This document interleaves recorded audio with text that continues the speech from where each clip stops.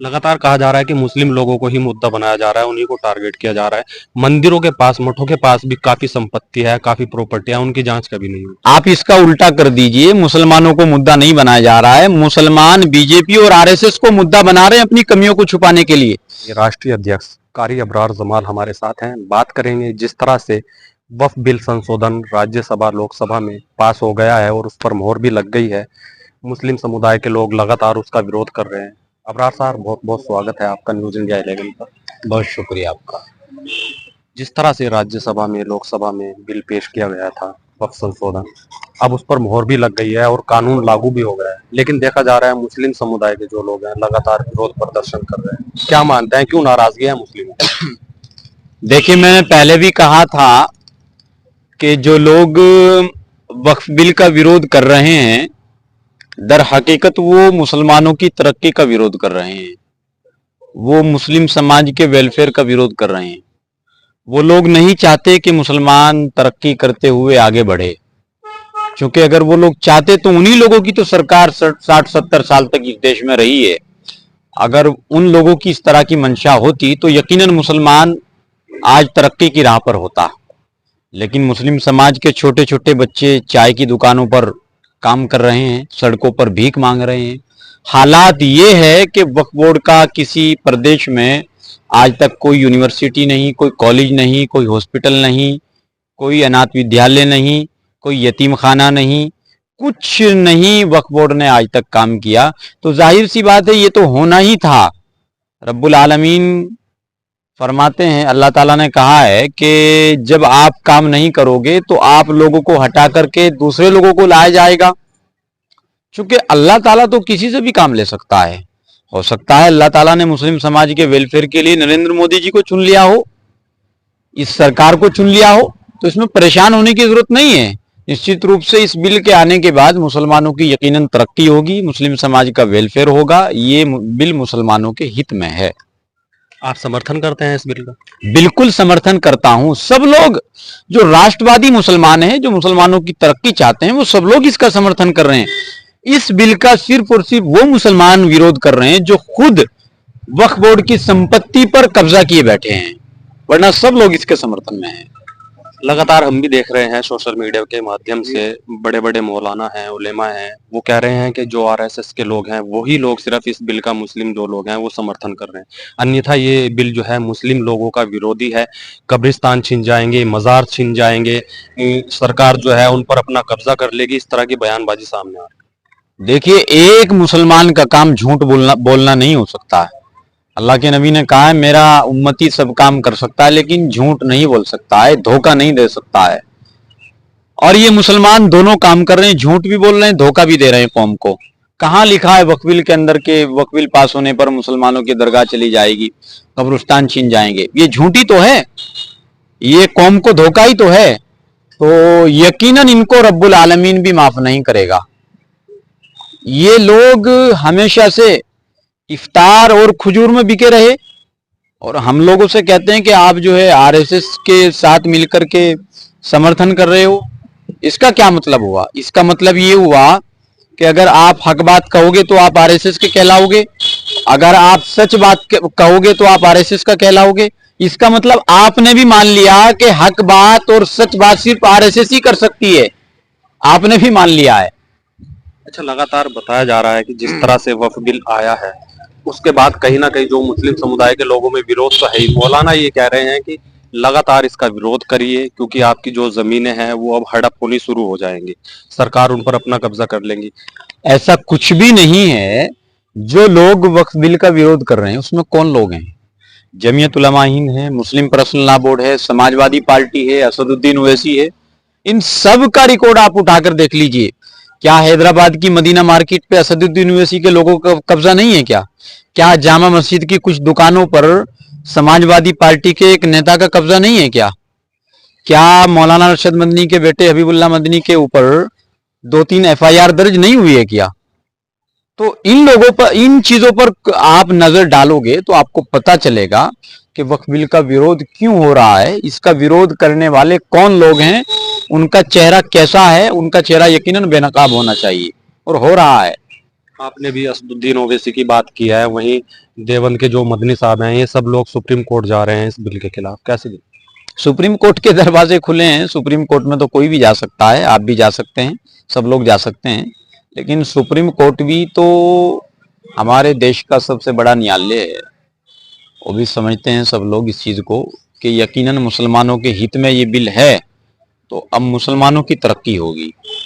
मुस्लिम समाज 70 सालों में वक्फ बोर्ड को 70 सालों में आजादी मिली है, इन चोरों से, इन माफियाओं से, इन अपराधियों से, इन वक्फ माफियाओं से।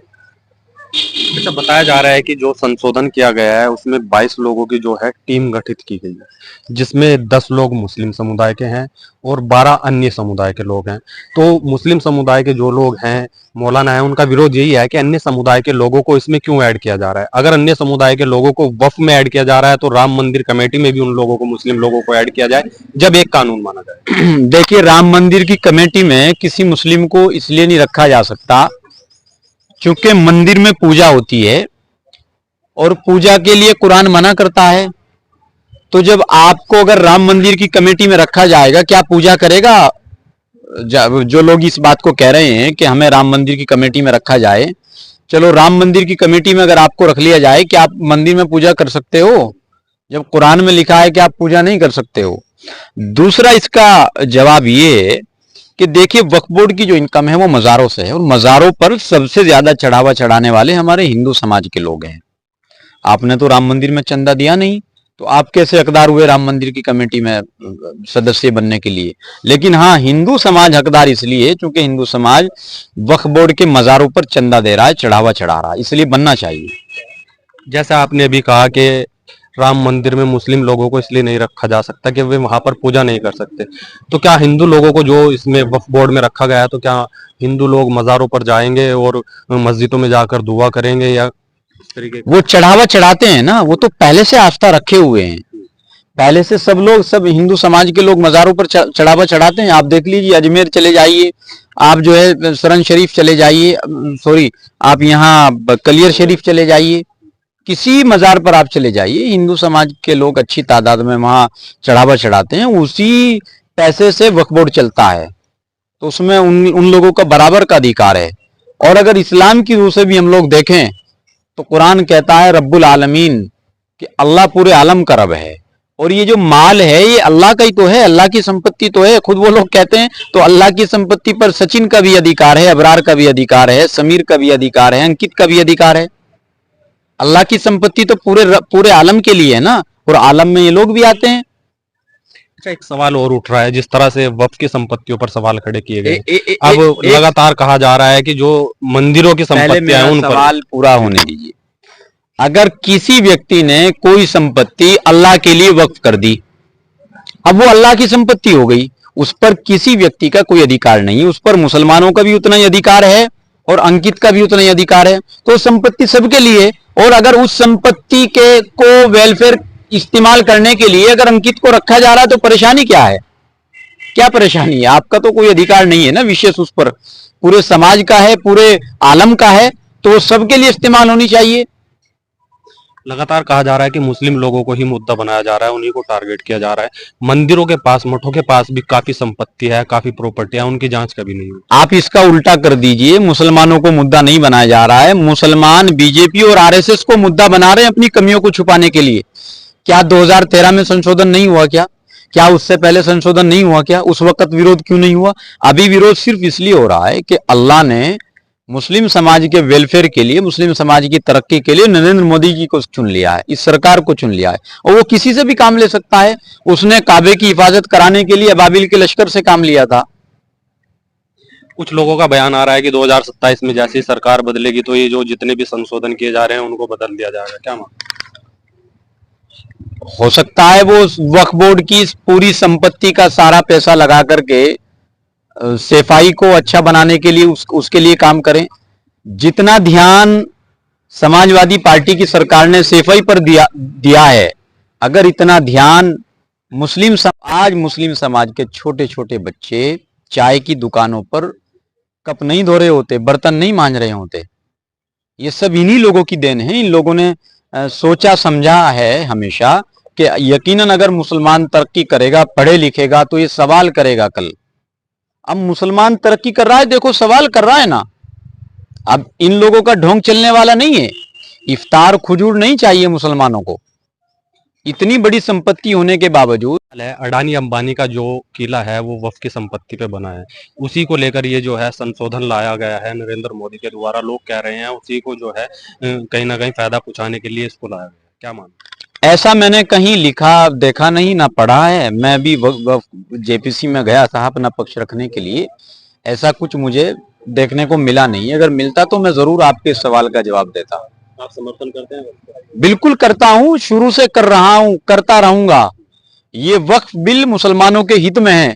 क्या आप नहीं चाहते तो कि वक्फ बोर्ड की जितनी संपत्ति खाली पड़ी है, उस संपत्ति पर मकान दुकान बना करके उनकी चाबी मुस्लिम समाज के गरीब लोगों को दी जाए? क्या आप लोग नहीं चाहते? अच्छा, कुछ चर्चाएं चल रही हैं, जिस तरह से वक्फ में संशोधन किया गया है तो आपको भी कुछ बड़ा पद मिलने के लिए जा रहा है, क्या कुछ इस तरीके का सामने? हमने नहीं, वो चर्चा जो चला रहे हैं वो हमारे विरोधी लोग चला रहे हैं। ऐसा कुछ भी नहीं है। हमने कभी किसी पद के लिए कोई काम नहीं किया है, ना हमें कोई पद चाहिए, ना हम कोई किसी पद के ख्वाहिशमंद है। हम लोग मुस्लिम समाज की तरक्की चाहते हैं। वो मुस्लिम समाज की तरक्की के लिए सरकार ने बिल पास किया है, इसके लिए सरकार का शुक्रिया अदा करना चाहते हैं। बिल्कुल, जैसा कि आप देख सकते हैं कारी अबरार जमाल हमारे साथ थे। वक्फ बिल संशोधन उनसे बात की गई है। इनका कहना है कि वक्फ बिल जो संशोधन पेश किया गया है, पास हुआ है, वो बिल्कुल सही है। मुस्लिम समुदाय के लोग जो इसका विरोध कर रहे हैं उन्हें भी सही तरीके से जानकारी नहीं है, नॉलेज नहीं है। ये पूरी तरीके से वक्फ बिल का समर्थन करते नजर आ रहे हैं। सहारनपुर से न्यूज इंडिया 11 के लिए शमीम है।